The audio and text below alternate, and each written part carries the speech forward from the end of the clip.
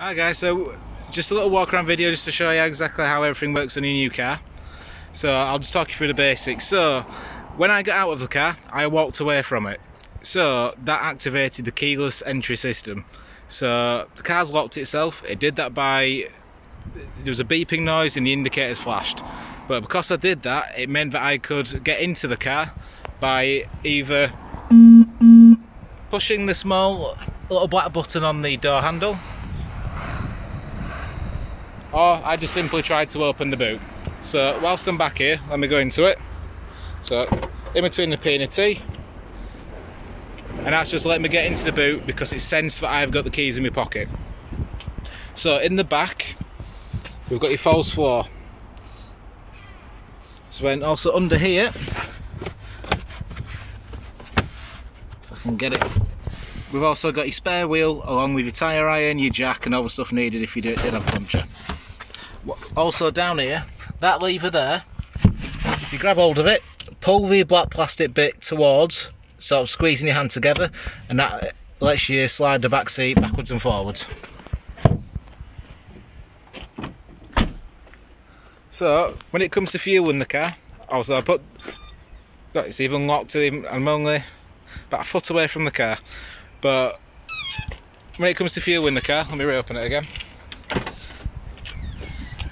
It's a simple case of putting his finger in the gap just there, and you open it, and then you've just got a normal twist cap there, and there's a nice little reminder to put unleaded in. So also on the outside, the bonnet release is in the passenger door, and it's just in the footwell just there. So I'll pull that.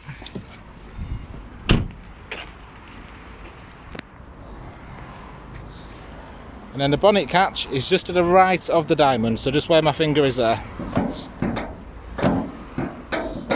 So if I lift it up, there's no bonnet strut because it's already on gas struts. So the main places that you will need to know down here, we've first of all got your battery on that side. We've also got your windscreen wash on the left hand side, just under that yellow cap.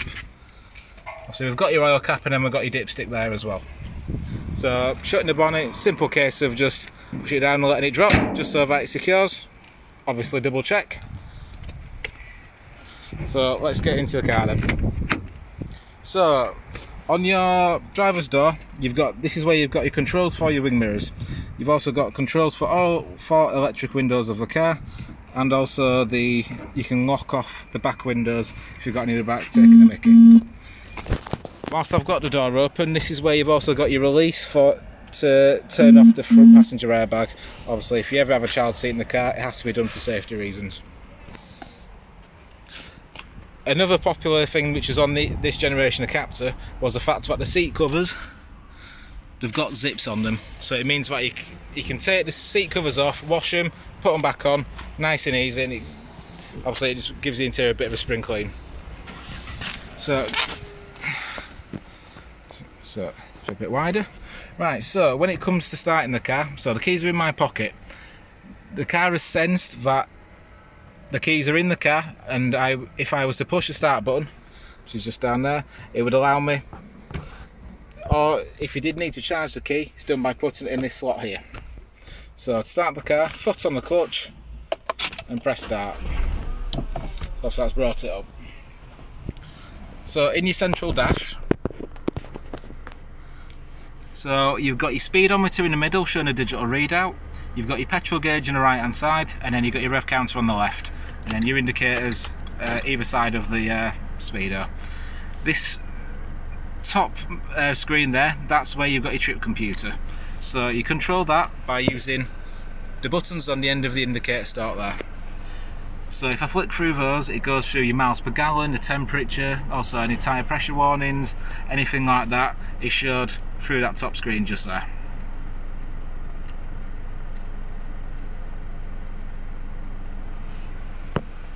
So the little blue light is currently showing, it means that the water temperature is still cold. So don't extend the engine until that light's gone off, so then you can safely do so. In the middle, we've got your central locking button just there, and then we've also got your hazard warning lights as well. In the satellite navigation screen, to the top right of it, you've got your USB and your auxiliary inputs. So that's where you put it in if you want to put a USB stick in, or if you want to play your iPod through your auxiliary. The plus and minus buttons are for the volume control, and then you've got your on and off for turning it on and off. So turn that down a minute. So in here, this is your home screen. So at any point, in any screen, use radio for example, there is always a little home button just there, and then that takes you to that home screen just there. So if I go on radio, so the car's got digital radio, FM radio and AM. So you flick between the three by that little drop down box just there, and then it lets you select it. So with DAB you've got a list of channels, and they're all done in alphabetical order. It's not like FM where it's all done by frequency, but you can set it as different presets, and all you have to do is simply push and hold any of the presets and it saves it for you. So if we go back home, so the other main point is to connect your mobile phone up to it. So if you press phone on there, search for Bluetooth device. Obviously when it comes through and finds your device on there, you push the actual phone name and accept all the permissions on your phone and on the screen, just so you've got full capabilities of it. So you can answer the phone by either doing the answer or the reject button on the screen, or you've also got a little button just on top of the stalk just there.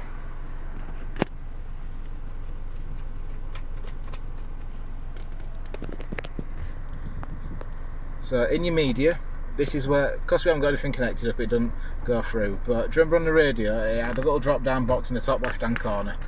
Basically, once you've got a media input, so whether it's USB, whether it's auxiliary, or whether you've got your phone connected, you click on there and select whichever type of media you want to play, and just do it through that.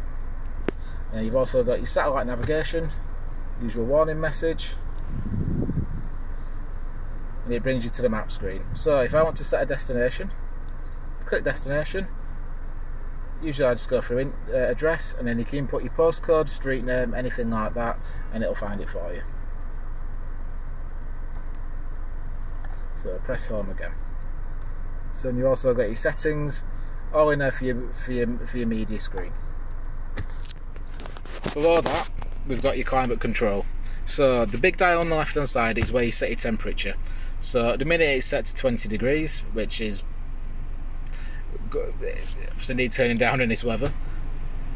But as you can see, I've got it in auto. So because I turn the temperature down, the car set the fans and aircon to come on. Basically what it does is it does whatever it needs to, so that you maintain that temperature that you've selected on that dial, either by putting the aircon on or whether it's putting the heating on. Obviously it's not human, so it doesn't, you know, it has to guess exactly what you want to do. So if the fans are on full blast, you want to turn them down, you do that by using this dial on the right hand side, and then you've got your orange lights that go across it. Those buttons there are for your demist for the front and for the heated rear window. The middle ones are for your directions, so you can select what direction you want the fans to blow out at. We've got your recirculation, and that button turns the air conditioning off. So when the light is on, the aircon is off. Down behind the gear stick, this is where we've first of all got your eco button. So that is a driving mode which it sort of takes away from the throttle response of the car, so that it promotes economical driving. So to be honest, I find it's best to have that off around town, but have it on a long journey, because it's a smooth throttle input, you might as well use the least fuel possible. So these buttons here, so we've got your cruise control and your speed limiter on there. So the way that you set those is by either selecting one of the options there, and if you look in that central bit there, it's come up saying cruise control. So if I was driving, I would then set it to my temperature by using the plus and minus buttons on the steering wheel. You've also got your recall and your cancel. So the car does also have voice activation, but you do need your phone connected up to in order to enable that.